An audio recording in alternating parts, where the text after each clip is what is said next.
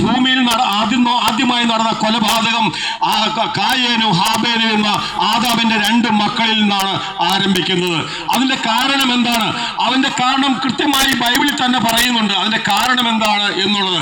2 പേരും ഈ യാഗമർപ്പിച്ചപ്പോൾ മൂത്ത സഹോദരനായ കായേൻ തന്റെ സ്വന്തം അധ്വാനത്തിൽ നിന്ന് മികച്ച, അല്ലെങ്കിൽ ഏറ്റവും വലിയ നല്ലതെന്ന് തോന്നിയ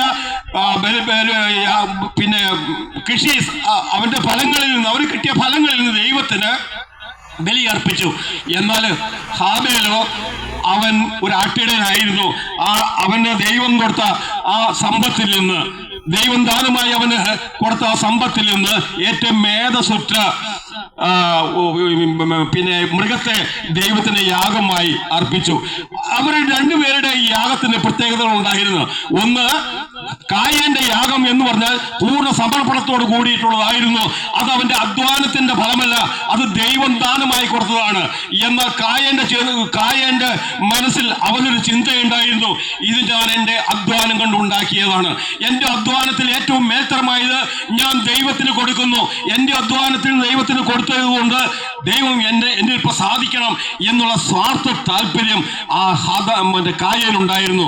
ആ സ്വാർത്ഥ താല്പര്യം അവനെ കോപിഷ്ഠനാക്കി, അവന്റെ സുബോധം നഷ്ടപ്പെടുത്തി. 2 പേരും ഒരുമിച്ച് ബലിയർപ്പിച്ച് ദൈവത്തിന് ബലിയർപ്പിച്ചു. എന്നാൽ ബൈബിൾ പറയുന്നത് ഹാബേലിലും അവന്റെ യാഗത്തിലും ദൈവം പ്രസാദിച്ചു, കായേന്റെ ബലിയിലോ ദൈവം പ്രസാദിച്ചില്ല എന്ന്. കായേന്റെ ബലിയിൽ ദൈവം പ്രസാദിക്കാതിരുന്നതുകൊണ്ട് ബൈബിൾ പറയുന്നു അവന് കോപമുണ്ടായി. അവന് കോപമുണ്ടായത് എന്താ? അവൻ കഠിനാധ്വാനം ചെയ്ത് അവന്റെ അധ്വാനത്തിന്റെ ഫലം ദൈവത്തിന് കൊടുത്തപ്പോൾ ദൈവം അത് പ്രസാദിച്ചില്ല എന്നാണ്.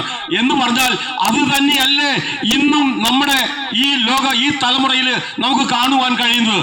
വിവിധ വിശ്വാസത്തിലുള്ളവര് വിവിധ രീതിയിൽ അവർ ദൈവത്തിന് പ്രസാദിപ്പിക്കുന്നതിന് വേണ്ടി വിവിധമായ മാർഗങ്ങൾ സ്വീകരിക്കുന്നു. അവർ ചിന്തിക്കുന്നത് അവർ അധ്വാനിച്ചതിന്റെ ഫലം ദൈവത്തിന് കൊടുക്കുന്നു. ആ ഫലം ദൈവം പറ്റിക്കൊണ്ട്, ദൈവം സ്വീകരിച്ചുകൊണ്ട് ദൈവം പ്രസാദിക്കണം, അനുഗ്രഹിക്കണം എന്നാണ് അവർ ചിന്തിക്കുന്നത്. അതിനുവേണ്ടി വഴിപാടുകൾ കഴിക്കുന്നു, തിരികൾ കത്തിക്കുന്നു, മറ്റ് പലവിധമായ മാർഗങ്ങൾ ഉപയോഗിക്കുന്നു.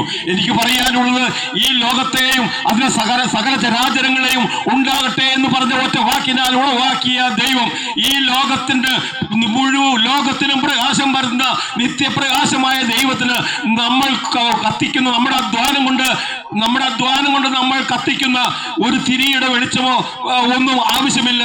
കാരണം മുഴുവൻ ലോകത്തിന്